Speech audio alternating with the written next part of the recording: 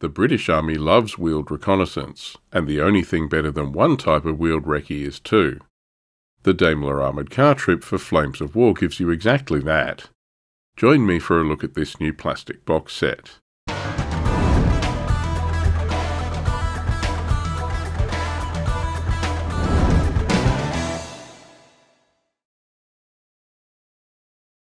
This is the Daimler Armoured car troop for British forces in Flames of War. This box set is designed to give British forces eyes and ears on the battlefield. You get two types of vehicles in the troop, the nimble Daimler Dingo scout car and the heavier Daimler Armoured car. The Daimler scout car, commonly called the Dingo, was a light armoured car used for reconnaissance and liaison duties by British forces in World War II. It was a small and light four-wheel drive vehicle, lightly armoured and usually armed with a Bren light machine gun. Designed in 1938 by Birmingham Small Arms, the Dingo was small and quiet. Excellent characteristics for a reconnaissance vehicle. It was also very manoeuvrable with four-wheel steering in a tight turning circle. By the end of the war, more than 6,000 had been built and they served with British forces into the 1970s. The Dingo Scout car design was so successful that it sparked parallel development of a larger version intended to meet the light tank wheeled specification. This design was known as the Daimler Armoured car. It was a larger armoured car that mounted the 2-pounder gun in a fully rotating turret. However, the increased weight of this vehicle caused problems with the transmission, meaning production was delayed until 1941. The Daimler Armoured car served in North Africa, but by D-Day the usefulness of the 2-pounder gun was becoming pretty marginal. Some 2-pounder armed vehicles were fitted with a Littlejohn Adapter. This tapered the barrel diameter from 40mm at the bore to 30mm at the muzzle. It required a special collapsing round that compressed as the bore diameter diminished. The reducing cross-section of the barrel increased the gas pressure impulse on the shell when fired.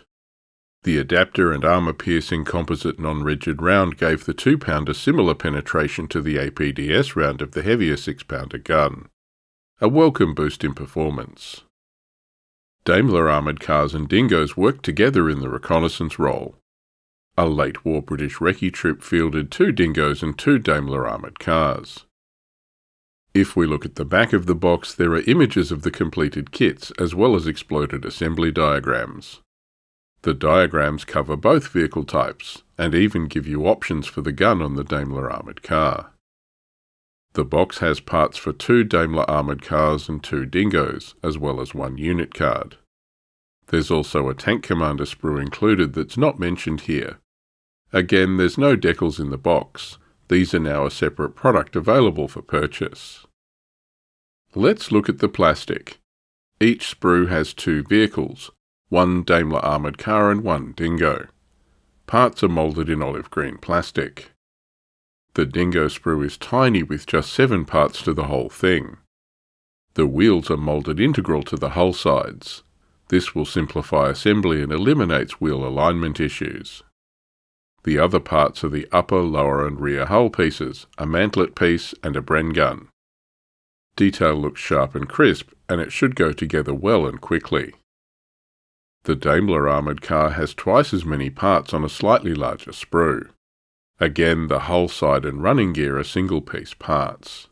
There's some good tread detail on the wheels. The upper and lower hull pieces fit together. This will give you joins on visible sections of the hull. Use pressure to minimise gaps. There are 2 2-pounder gun parts here. One is the standard 2-pounder, while the other mounts the Littlejohn squeeze-bore adapter. You can decide which one to use for your build. The turret has a separate hatch piece, meaning you can choose to mount it open or closed. The turret smoke discharges are mounted on a separate panel, allowing them to be cast with greater fidelity than if it was a one-piece part. These are both pretty simple builds, and the overall quality is good, up to Battlefront's usual standard. Detail is strongly moulded and plentiful, with enough detail for a kit primarily intended as a wargaming piece. Little touches like the separate smoke discharger panel on the turret are evidence of ongoing subtle improvements. If you compare this part to earlier kits like the M3 Honey turret, you can see the difference. Battlefront are still improving and gaining more experience as a plastic manufacturer. They've come a very long way since the lamentable open-fire Sherman plastic kits. Let's look at using these vehicles on the tabletop. The Daimler Armoured Car Troop is a tank unit with the Scout and Spearhead special rules. Scout means these vehicles remain gone to ground while moving in cover. Spearhead lets them expand the force's deployment area during initial deployment. The troop is confident with a 4+, however their last stand rating is 5+. These recce troops will tend to pull back if pressed, choosing to fight another day. They're veteran troops with a 3+ skill, but they're not assault troops. Their assault is 4+ and their counterattack is a 6. Again, heroic close-quarters fighting is not what recce troops are intended for. They're careful, hit on a 4+. Front, side and rear armour is 1 with top armour 0. Their tactical move is a short 8 inches or 20 centimetres. Wheeled vehicles are just not as capable as tracked vehicles. This also impacts their terrain dash of just 10 inches or 25 centimetres and their cross-country dash of 14 inches or 35 centimetres. However, on even a dirt road network as was common across northwest Europe, their road dash is 36 inches or 90 centimetres. You'll get the best out of these on a table with good roads. Crosses are 4+, so again keep them on roads and out of difficult terrain.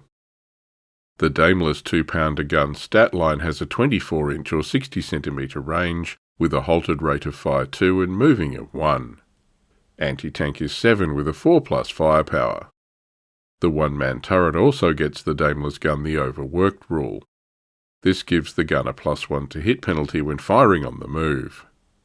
The stats for the Littlejohn Adapter are similar, with only the AT increasing to 8. It also gets the no HE rule, which adds a +1 to hit penalty when firing at infantry and gun teams. Both the Daimler and Dingo have a stat line for machine guns. These have a 16-inch or 40 centimetre range, rate of fire 3 moving or halted, AT 2 and firepower 6. Pretty standard. The Daimler Armoured Car Troop is a divisional support asset. You can take up to 2 of these with your British formation. The 2-pounder Daimlers and a Dingo is 2 points, or you can fit one of the Daimlers with a Littlejohn Adapter for an extra point. You can also add another Dingo to either option for just 1 additional point. So that's 3 points for 4 vehicles, or 4 points if you upgrade one Daimler to Littlejohn standard. So that's the Daimler Armoured Car Troop box set for Flames of War. It's great to have these vehicles in plastic. Many British players might have the older resin and metal versions of these, but if you don't, reconnaissance is a great asset to add to your force. I expect to add these to my late war British to push out deployment. That's currently the main use for reconnaissance units in Flames of War. These are pretty glacial across country, but on a table with some roads you should sprint them into the enemy rear to seize an objective or shoot up rear echelon support units like artillery. Unfortunately, most table setups don't have the extensive network of tracks and roads found in northwest Europe. How do you plan to use yours? Have you thought of a use I haven't covered? Let us know in the comments. Thanks for watching, and make sure to subscribe and ring the notification bell to make sure you don't miss any Fog of War videos.